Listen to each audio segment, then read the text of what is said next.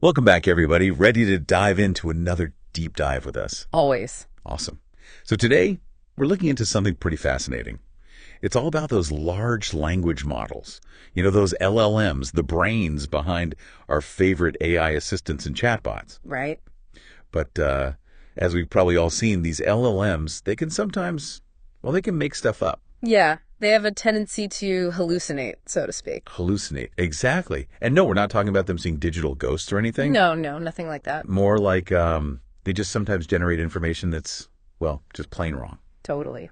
So we've got this research paper we're going to be looking at today, and it dives into these LM slip-ups and this potential solution they call knowledge editing. Very interesting stuff. Yeah, it really is. So before we get into all the editing details, I think it'd be good to understand why these hallucinations happen in the first place. What's going on in those AI brains? Yeah, it's not like they're actually seeing things, right? Yeah. Think of it this way. LLMs are kind of like those students who cram a ton of information, maybe a little too much. Yeah, I know those types. They've got all this knowledge, but sometimes it's outdated, incomplete, or just plain inaccurate. So like if an LLM was trained on data from before the latest iPhone release, it might think everyone's still rocking flip phones. Exactly. A perfect example. And the research paper actually points to a real-world case. One LLM thought Ilya Sutskever was still the chief scientist at OpenAI. Was he not? Well, he's a legend in the field, but Jakub Pachoki is the current chief scientist. Oh, wow. So the LLM's stuck in an AI time warp. You could say that. So that's where this knowledge editing thing comes in, right? Like updating their textbooks with the latest facts. It is. And it's a way to fix those factual errors without having to retrain the entire model, which would be incredibly time-consuming and resource-intensive. Yeah, I can only imagine. My brain would probably short circuit if I had to relearn everything every time a new fact came out. Exactly. So knowledge editing is a bit more targeted and efficient. Okay, so it's like a shortcut to update their knowledge. Yeah.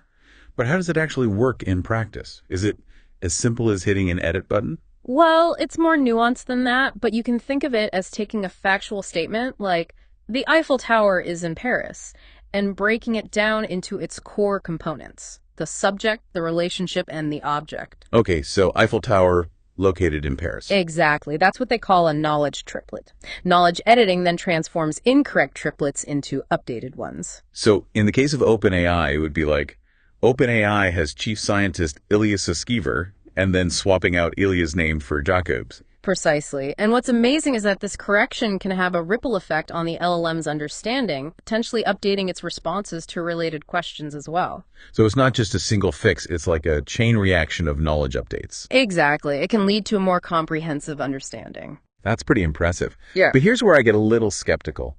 How do we really know these edits are sticking? Like, is there a way to test if the LLM is actually integrating the new information or just going back to its old hallucinating ways? It's a great question, and that's where the researchers really went above and beyond.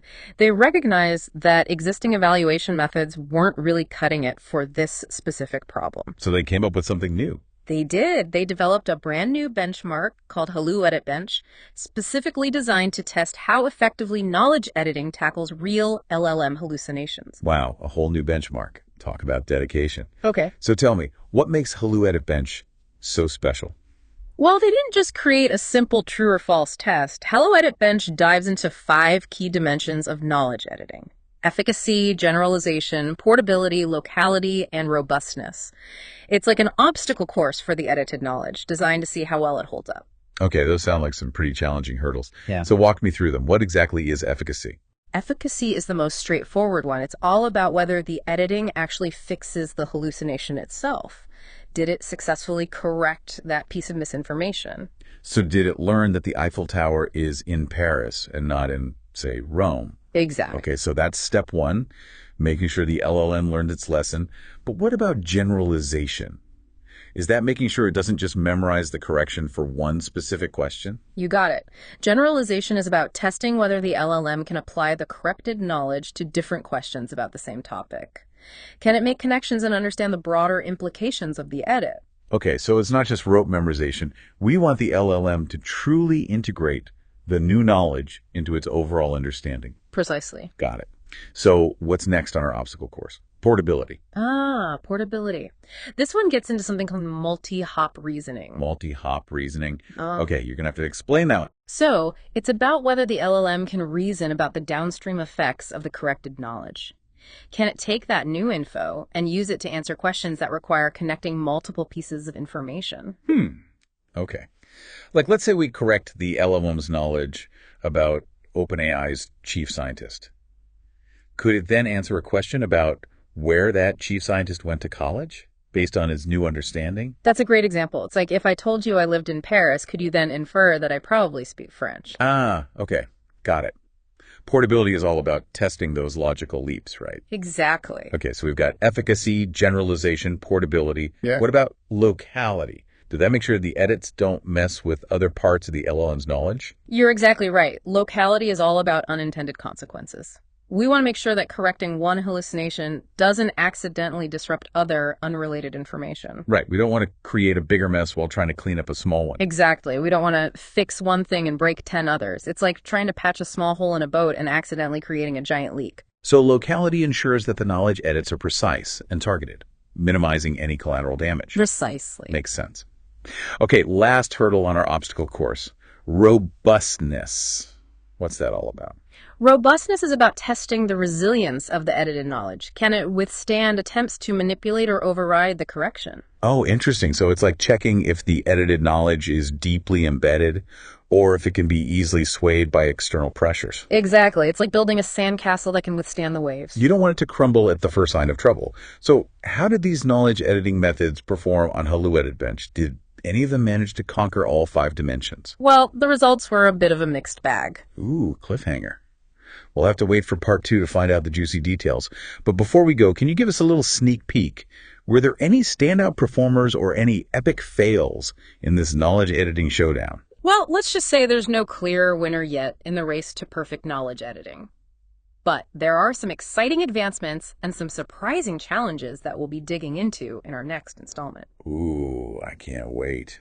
All right, everyone, be sure to join us for part 2, where we'll reveal the results of this epic knowledge editing battle. It's going to be a fascinating deep dive. It turns out that knowledge editing, well, it's promising, but it's definitely not a one-size-fits-all solution. At least not yet. Yeah, from what we were talking about before the break, it sounds like a pretty complex puzzle. So, spill the beans. How did those different editing methods actually perform on HalluEditBench? Does any of them ace the test? Well, no single method managed to conquer all 5 dimensions perfectly. Some were stars at efficacy, others shined in locality, but there was always some kind of trade-off. So it's a bit like trying to juggle 5 balls at once, and you can only keep 4 in the air at any given time. That's a great way to put it. There's always room for improvement, and that's what makes this research so exciting. So let's break down the results for each dimension. Starting with efficacy, how well did those editing methods actually fix those hallucinations? Were they able to successfully debunk those AI myths? Yeah, that's the first hurdle, right? Get those facts straight. Exactly. And some methods were definitely more effective than others. For instance, IC and Grace, those consistently scored higher across all 3 LLMs we tested. But here's where it gets interesting.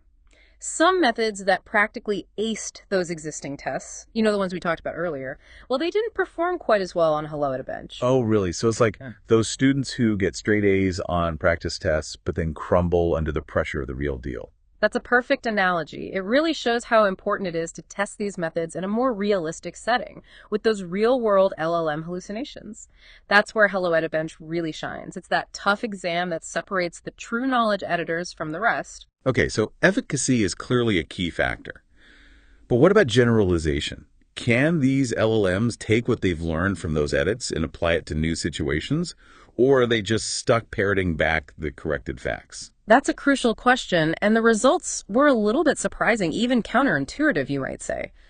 You would think that correcting a hallucination would make the LLM better at answering related questions, right? Yeah, it seems logical. Like, if you finally learned the Earth is round, you wouldn't suddenly forget that gravity exists. Right. But surprisingly, most methods actually struggled with generalization. Some even got worse after editing. Wait, hold on. Making it worse, that's like taking a wrong turn and ending up even more lost. What's the explanation for that? It is surprising, right? It seems that just correcting the fact might not be enough. Those LLMs need to be able to actually integrate that new knowledge into their broader understanding. It's like learning a new word, but not quite grasping how to use it properly in a sentence. So it's not just about fixing the bug, it's about making sure the whole system can adapt and evolve with that new information. Exactly, and that's a big challenge for these knowledge editing techniques. Okay, so we've got mixed results for efficacy and some hurdles with generalization. What about portability? You know that multi-hop reasoning we were talking about? Were those LLMs able to connect the dots and use the edited knowledge to answer those more complex questions? Well, this is where things get even trickier. Many of the editing methods really struggled with portability. The LLMs often failed to reason effectively with that edited knowledge in those multi-hop scenarios. So even if they could repeat back the corrected fact, they couldn't really apply it in a more nuanced way. Like, they might know that George Washington was the first U.S. president, but they couldn't then tell you what year he was elected. That's a great example. It really highlights the challenge of getting those LLMs to make those logical connections between different pieces of information. It's like having a toolbox full of tools, but not knowing how to use them to build something. Okay, so not stellar results for portability. But what about locality? Avoiding those unintended consequences. Were any of the editing methods able to make those corrections without accidentally messing with other parts of the LLM's knowledge base? Now here's a bit of good news. Two of those methods, FTM and ICE, they actually performed quite well in terms of locality. They had a relatively low impact on unrelated knowledge. So they're able to target those edits precisely without causing any collateral damage. Precisely. They managed to perform that surgery without any accidental nicks. Impressive. It seems like locality is crucial for ensuring that the LLM remains a reliable source of information overall. We don't want to create more problems while trying to solve one. Exactly. It's like a delicate balancing act, isn't it? All right, so we've got one last dimension to tackle. Robustness. How resilient were those edits to manipulation attempts? Like someone deliberately trying to trick the LLM back into its old hallucinating ways. Well, this is where the results get a bit, concerning. While some methods showed decent robustness, others were surprisingly fragile, easily swayed by those attempts to manipulate them. So it's like some of those audits were written in pencil, easily erasable with a little bit of pressure. That's a bit unsettling, isn't it? Yeah. We want those LLMs to be able to stand their ground and not be so easily influenced. Absolutely. Robustness is essential for building trust in these AI systems. We need to be confident that they can hold on to those correct facts, even when faced with a bit of opposition. It's like teaching someone critical thinking skills, Yeah. right? Helping them to discern truth from falsehood, even when faced with misleading information. That's a great point. And it highlights the importance of not just correcting those individual hallucinations, but also instilling a deeper understanding of how to evaluate information and resist manipulation. Okay, so we've explored this complex landscape of knowledge editing methods, each with its own strengths and weaknesses. It seems like there's no clear winner yet, no magic bullet to banish those hallucinations forever. But were there any methods that particularly caught your eye, either for their impressive achievements or their notable shortcomings? Two methods that really stood out to me were ICE and GRACE. They both take a slightly different approach, presuming the LLM's original weights, which seems to give them a bit of an edge in certain areas. Oh, interesting. So instead of directly rewriting the LLM's code, they're more like gentle nudges, subtly guiding the LLM towards the correct information. Exactly. It's a more nuanced approach, and it seems to pay off, particularly when it comes to efficacy.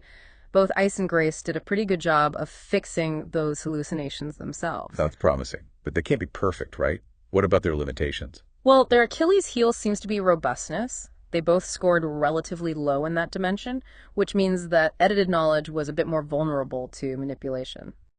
So it's a classic trade-off. High efficacy, but lower robustness. It's like choosing between a powerful sports car and a sturdy pickup truck. It all depends on what you need it for. Exactly. And that brings up an important point. There's no one-size-fits-all solution in the world of knowledge editing. It's about finding the right tool for the job, understanding the strengths and weaknesses of each method, and constantly pushing the boundaries of what's possible. So the search for the perfect knowledge editor continues. It sounds like there's still a lot of work to be done in this field. But ultimately, what does all of this mean for the future of LLMs? Can we ever truly trust them to provide accurate information if those hallucinations keep popping up? Is there hope for these AI fibbers? That's the million-dollar question, isn't it? And that's precisely what we'll be exploring in our final installment of this deep dive. We'll delve into the potential implications of this research, ponder the future of LLMs, and try to answer that big question. Can we make these AI systems truly reliable and trustworthy? Ooh, I'm already on the edge of my seat. All right, everyone, be sure to join us for the thrilling conclusion of our LLM adventure. We'll be unraveling those mysteries and pondering those big questions, so don't miss it. Okay, so we've journeyed through the inner workings of those LLMs. We've seen how they can trick up with these hallucinations, and we've explored this idea of knowledge editing as a potential fix. Right, and we've seen that it's a much more complex challenge than it might seem at first glance. Totally. But now, the big question. What does all this mean for the future of LLMs? Can we really trust them to be our go-to sources of information if those hallucinations keep cropping up? It's the question that everyone's asking, isn't it? And the answer, well, it depends. If we can overcome those hurdles we talked about, if we can perfect knowledge editing and create those super reliable LLMs, the possibilities are pretty mind-blowing. Okay, you've got me hooked. Paint me a picture of that future.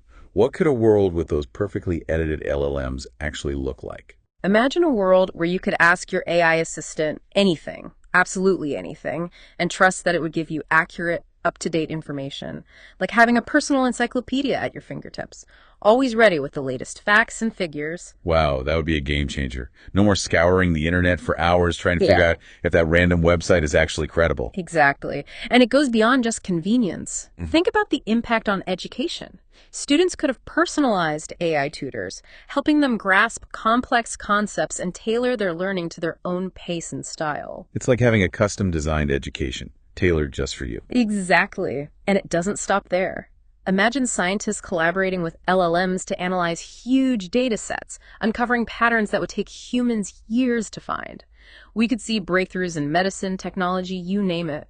Okay, you're painting a pretty amazing picture here. But, I have to play devil's advocate for a second. With all this talk about super smart, perfectly edited LLMs, doesn't it make you wonder about the potential downsides? Like, what if these LLMs become so good that we start relying on them too much? That's a really important point. As we develop these increasingly sophisticated AI systems, we have to think carefully about their impact on society. We have to ensure that humans remain in control and that these technologies are used for good. It's like giving someone a powerful tool. We have to make sure they use it responsibly. Exactly. It's a shared responsibility between the people developing these technologies, the policymakers setting guidelines, and all of us as individuals using these tools in our everyday lives. So it's about finding that balance, right? Embracing those exciting possibilities while also being aware of the potential risks and making sure we're using these powerful tools for the benefit of humanity. Precisely. It's about ensuring that we're shaping the future of AI, not letting it shape us. Well said. We've covered a lot of ground in this deep dive, but I think it's clear that the future of LLMs is still very much unwritten.